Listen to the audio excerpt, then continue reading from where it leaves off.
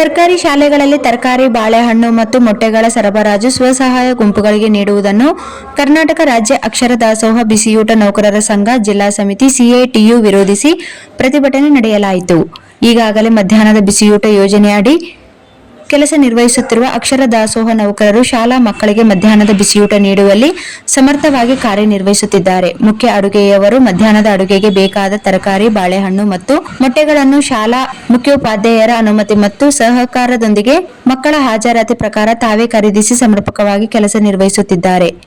ಇದರಿಂದ ತರಕಾರಿ, ಬಾಳೆಹಣ್ಣು ಮತ್ತು ಮೊಟ್ಟೆಗಳ ಸರಬರಾಜನ್ನು ಸ್ವಸಹಾಯ ಗುಂಪುಗಳಿಗೆ ಕೊಡುವ ಅಗತ್ಯವಿಲ್ಲ. ಅಕ್ಷರ ದಾಸೋಹ ನೌಕರರು ಮೊದಲಿನಿಂದಲೂ ತಮ್ಮ ಹಣದಿಂದಲೇ ತರಕಾರಿ ಮತ್ತು ಹಣ್ಣು ಖರೀದಿಸಿ ನಂತರ ಎಸ್ಡಿಎಂಸಿ ಖಾತೆಯಿಂದ ಹಣ ಪಡೆಯುತ್ತಾರೆ. ಈ ಕಾರ್ಯವು ಜಿಲ್ಲೆಯ ಎಲ್ಲಾ ಶಾಲೆಗಳಿಗೆ ಮೊದಲಿನಿಂದಲೂ ನಡೆಯುತ್ತಾ ಬಂದಿದೆ. ಆದರೆ ಬಿಸಿಯೂಟ ನೌಕರರ ಸಾಮರ್ಥ್ಯ ಮತ್ತು ಅವರ ಕಾಳಜಿ ಪರಿಗಣಿಸದೆ ಜಿಲ್ಲಾ ಪಂಚಾಯತ್ ತರಕಾರಿ, ಬಾಳೆಹಣ್ಣು ಮತ್ತು ಮೊಟ್ಟೆಗಳ ಸರಬರಾಜನ್ನು ಸ್ವಸಹಾಯ ಗುಂಪುಗಳಿಗೆ ಕೊಡುವ ಮೂಲಕ ಬಿಸಿಯೂಟ ನೌಕರರ ಕೆಲಸದ ಸಾಮರ್ಥ್ಯ ಮತ್ತು ಕಾಳಜಿಯನ್ನು ಪರಿಗಣಿಸದೆ ಅನ್ಯಾಯವೆಸಗುತ್ತದೆ. ಮಧ್ಯಾಹ್ನದ ಬಿಸಿಯೂಟ ಯೋಜನೆಯು ಪ್ರಾರಂಭವಾದಾಗಿನಿಂದ ಕಳೆದ 24 ವರ್ಷಗಳಿಂದ ಅತಿ ಕಡಿಮೆ ಸಂಬಳಕ್ಕೆ ಹೆಚ್ಚು ಕೆಲಸ ಮಾಡುವ ಬಿಸಿಯೂಟ ನೌಕರರ ಶ್ರಮವನ್ನು ಪರಿಗಣಿಸಬೇಕು. ಈಗಾಗಲೇ ಸರ್ಕಾರದ ಹಂತದಲ್ಲಿ ಈ ಯೋಜನೆಯನ್ನು ಹಂತ ಹಂತವಾಗಿ ಖಾಸಗಿಯವರಿಗೆ ಕೊಡುವ ಹುನ್ನಾರ ನಡೆಯುತ್ತಿದೆ. ತರಕಾರಿ, ಬಾಳೆಹಣ್ಣು ಮತ್ತು ಮೊಟ್ಟೆಗಳ ಸರಬರಾಜಿಗೆ ಅವಕಾಶ ಕೊಡಲು ಮುಂದಾದ ಜಿಲ್ಲಾ ಪಂಚಾಯತ್ ಮುಂದಿನ ದಿನಗಳಲ್ಲಿ ಈ ಯೋಜನೆಯನ್ನು ಖಾಸಗಿಯವರಿಗೆ ವಹಿಸುವುದರಲ್ಲಿ ಯಾವುದೇ ಅನುಮಾನವಿಲ್ಲ.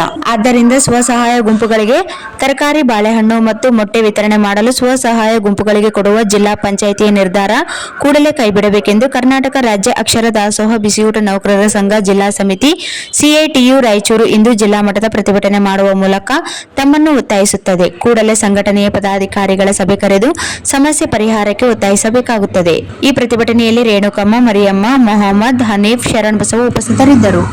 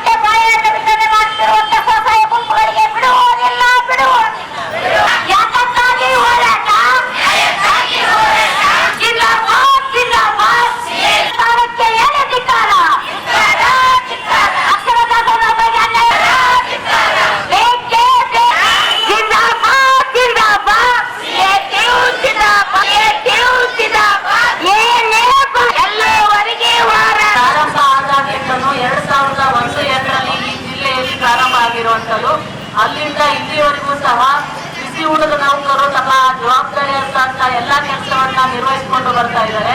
ಇತ್ತೀಚೆಗೆ ಈಗ ನನಗೆ ಇರುವಂತಹ ಮಾಹಿತಿ ಪ್ರಕಾರ ಜಿಲ್ಲಾ ಪಂಚಾಯತ್ ಆಡಳಿತ ಇಲಾಖೆ ಈಗ ಬಿಸಿಯೂಟದ ನೌಕರರು ತರ್ತಾ ಇರುವಂತಹ ಮೊಟ್ಟೆ ಇರಬಹುದು, ತರಕಾರಿ ಇರಬಹುದು, ಇತರೆ ವಸ್ತುಗಳನ್ನ ಸ್ವಸಹಾಯ ಸಂಘಗಳಿಗೆ ಕೊಡಿದ್ರು. ಅಂದ್ರೆ ಈಗ NRLM ಏನಂತೀವಿ, ಆ ವರ್ಕರ್ಸ್ ಈಗ ಸಂಜೀವಿನಿ ಗ್ರೂಪ್ಸ್ ಇವರೆಲ್ಲ ಇದ್ದಾರೆ, ಅವರಿಗೆ ಕೊಡೋದ್ರ ಮುಖಾಂತರ ಇದು ಅವರನ್ನ ತಂದು ಶಾಲೆಗೆ ಕೊಟ್ಟು ಅವರಿಂದ ಮಾಡಿಸ್ಬೇಕು ಅನ್ನುವಂತ ರೀತಿಯಲ್ಲಿ ಒಂದು ಆದೇಶವನ್ನ ಹೊರಡಿಸಿದ್ದಾರೆ. ಈಗ ನಾವು ಸಿಐಟಿನ ಸಂಘಟನೆಯಾಗಿ ನಾವು ಇದನ್ನ ಖಂಡಿಸ್ತೀವಿ. ಯಾಕೆ ಅಂತಂದ್ರೆ ಇವರು ಮಹಿಳೆಯರು, ಅವರು ಮಹಿಳೆಯರು, ಅವರಿಗೆ ಉದ್ಯೋಗವನ್ನ ಸೃಷ್ಟಿ ಮಾಡಬೇಕು ಅಂತಂದ್ರೆ ಒಬ್ಬರ ಕೆಲಸವನ್ನ ಕಿತ್ಕೊಂಡು ಇನ್ನೊಬ್ಬರಿಗೆ ಕೊಡಬೇಕಾಗಿರುವಂತದ್ದಲ್ಲ. ಅವರಿಗೆ ಉದ್ಯೋಗ, ನಾವೇನು ಅವರ ವಿರೋಧಿಗಳು ಕೂಡ ಅಲ್ಲ. ಅವರಿಗೆ ಬೇರೆ ಉದ್ಯೋಗವನ್ನು ಜಿಲ್ಲಾ ಪಂಚಾಯತ್ ಮನಸ್ಸು ಮಾಡಿದ್ರೆ ಬೇರೆ ಉದ್ಯೋಗವನ್ನು ಅವರಿಗೆ ಕೊಡ್ಲಿಕ್ಕೆ ಸಾಧ್ಯತೆಗಳಿವೆ. ಹಾಗಾಗಿ ಈಗ ಇವರು ಏನು ಬಿಸಿಯೂಟದ ನೌಕರರು 2001ರಿಂದ ಕೆಲಸವನ್ನು ನಿರ್ವಹಿಸಿಕೊಂಡು ಬರ್ತಾ ಇದ್ದಾರೆ. ಸಾನಿವಾರ ಇರಬಹುದು ಅಥವಾ ಅಡಿಗೆಯ ಕೆಲಸ ಇರಬಹುದು, ತರಕಾರಿ ತರೋದಿರ್ಬೋದು, ಮತ್ತು ಈಗ ಇತ್ತೀಚೆಗೆ ಬಂದಿರುವಂತಹ ಬಟ್ಟೆ ತರೋದಿರ್ಬೋದು, ಈ ಎಲ್ಲಾ ಕೆಲಸವನ್ನು ಅಡುಗೆ ನೌಕರರೇ ನಿರ್ವಹಿಸಿಕೊಂಡು ಹೋಗ್ಲಿಕ್ಕೆ ಯಾವುದೇ ರೀತಿಯ ಸಮಸ್ಯೆಗಳಿಲ್ಲ. ಅವರ ಕೆಲಸವನ್ನು ಅವರಿಗೆ ಮಾಡ್ಲಿಕ್ಕೆ ಬಿಡಿ ಅನ್ನುವಂಥ ರೀತಿಯಲ್ಲಿ ನಾವು ಇವತ್ತು ಹೋರಾಟಕ್ಕೆ ಇಳಿದಿದ್ದೀವಿ. ನಮ್ಮ ವಿಚಾರಗಳನ್ನ ಅವರು ನಮಗೆ ಸಭೆಯನ್ನು ಕರೆದು ಮಾತಾಡಬೇಕು, ನಾವು ಅದನ್ನ ಚರ್ಚೆಯನ್ನು ನಡೆಸ್ತೀವಿ. ಸರ್ಕಾರ ಆದ್ರೆ ಇಲ್ಲಿಯ ಇಲಾಖೆ ನಾವು ಒಪ್ಪಲಿಲ್ಲ ಅಂತಂದ್ರೆ ನಾವು ನಮ್ಮ ಹೋರಾಟವನ್ನ ಮುಂದುವರಿಸ್ತೀವಿ. ಇಡೀ ಕರ್ನಾಟಕ ರಾಜ್ಯದಲ್ಲಿ ಯಾವ ಜಿಲ್ಲೆಯಲ್ಲಿ ಇಲ್ಲ ಅಂತೂ ಹೊಸದಾಗಿ ರಾಯಚೂರು ಜಿಲ್ಲೆಯಲ್ಲಿ ಇದನ್ನ ಅಳವಡಿಕೆಗೆ ಹೊರಟಿದ್ದಾರೆ. ಇದನ್ನ ನಾವು ಖಂಡಿಸ್ತೀವಿ.